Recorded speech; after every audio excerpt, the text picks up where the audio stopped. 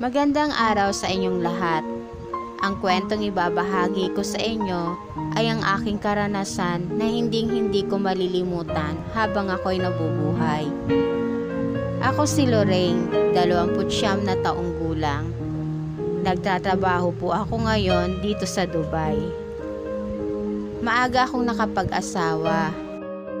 May isa akong anak na lalaki.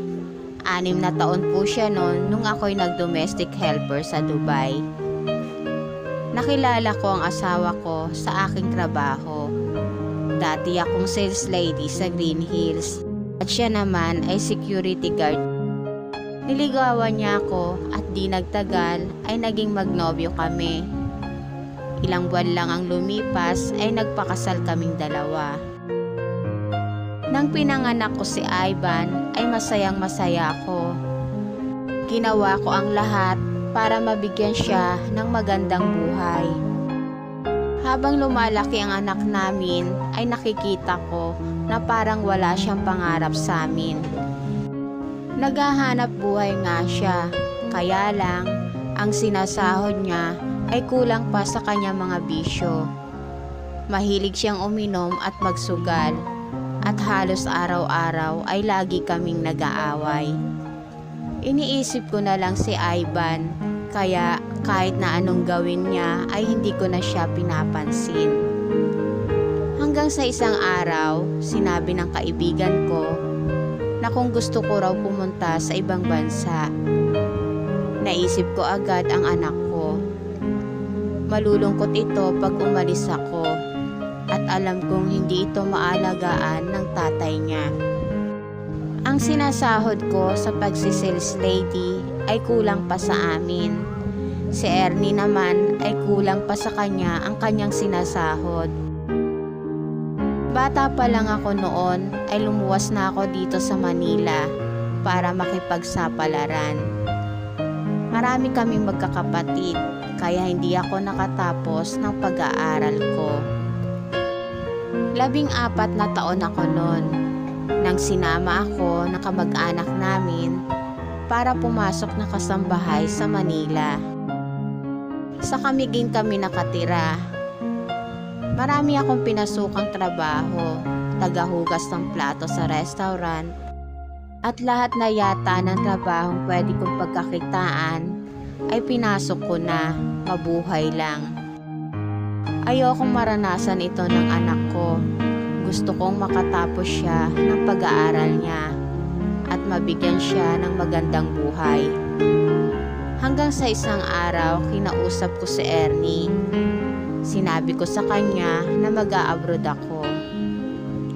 Agad itong pumayag at sinabi nito na kailangan ay buwan-buwan ako magpadala ng pera sa kanya. Inayos ko lahat ang aking mga papeles at di nagtagal ay makakaalis na ako papunta sa Dubai. Napakahirap sa akin na sabihin kay Ivan na lalayo ako para magtrabaho sa ibang bansa. Kinausap ko ang anak ko, pinaliwanag ko sa kanya kung bakit ako magtatrabaho sa ibang bansa. Iyak na ito ng iyak. Ayaw niyang umalis ako. At sinabi ko pa sa kanya na ibibili ko siya ng kotseng di remote control at Game Boy. Hindi na daw niya kailangan ang mga yon. Huwag lang daw akong umalis. Habang papalapit ng papalapit ang pag-alis ko, napapansin ko si Ivan na lagi itong malungkot. At tuwing matutulog kami sa gabi ay lagi itong nakayakap sa akin. Ang anak ko ay mas malapit sa akin kaysa sa kanyang ama. Araw na ng pag-alis ko, kung pwede lang sana ay wag na akong ihatid ng asawa at anak ko. Iyak na naman ng iyak si Ivan at nagmamakaawa na ito na wag na akong umalis. Kahit na anong pigil kong umiyak ay napahugulgol ako. Awang-awa ako kay Ivan habang nakasakay kami sa taxi. Sinabi ko kay Ernie na alagaan niyang mabuti ang anak namin. Hanggang sa nakarating na kami ng airport. Sinabi ko kay Ernie na wag na nila akong ihatid sa loob ng airport. Umuwi na lang sila ng anak ko. Nakikita akong malungkot din ang asawa ko.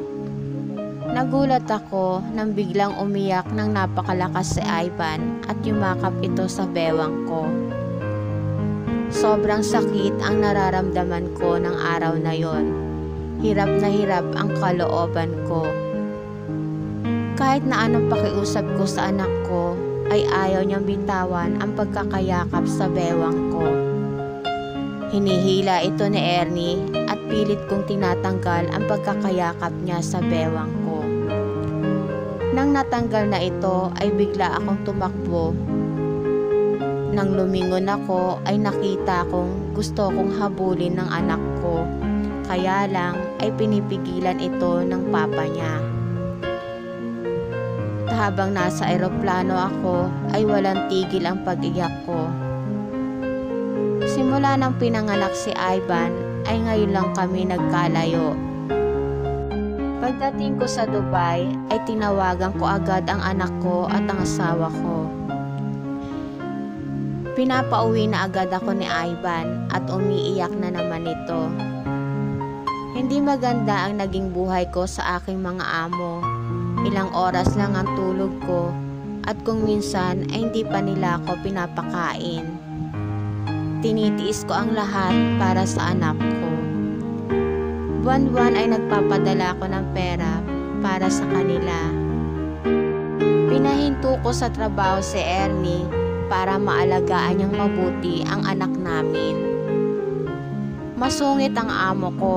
Konting pagkakamali ko lang ay sinasaktan na nila ako. May araw na gusto ko nang tumakas.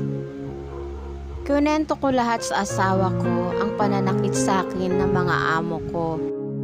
Sinabi nito na konting tiis lang para sa kinabukasan daw ng anak namin.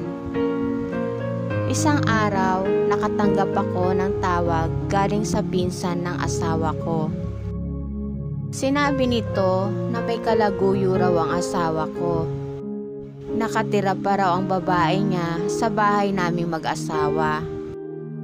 Hindi ko malaman kung anong gagawin ko, kaya napaiyak na lang ako. Kaya pala kahit na alam niyang sinasaktan ako ng amo ko, ay wala siyang pakialam. Agad ko siyang tinawagan. Sinabi niya na maghiwalay na raw kaming dalawa. Huwag daw akong mag-alala at aalagaan niyang mabuti ang anak namin. Bigyan ko na lang daw ng sustento ang bata. Parang hinihiwa ang puso ko sa narinig ko sa kanya. Nagpaalam ako sa amo ko na uuwi muna ako sa Pilipinas. Nagalit ang mga ito. Itidimanda daw nila ako dahil hindi pa tapos ang kontrata ko. Wala akong magawa kahit na gusto ko nang umuwi. Patuloy pa rin akong nagpadala ng pera sa asawa at anak ko. Napansin ko na bihira na rin ipakausap ng asawa ko ang anak ko.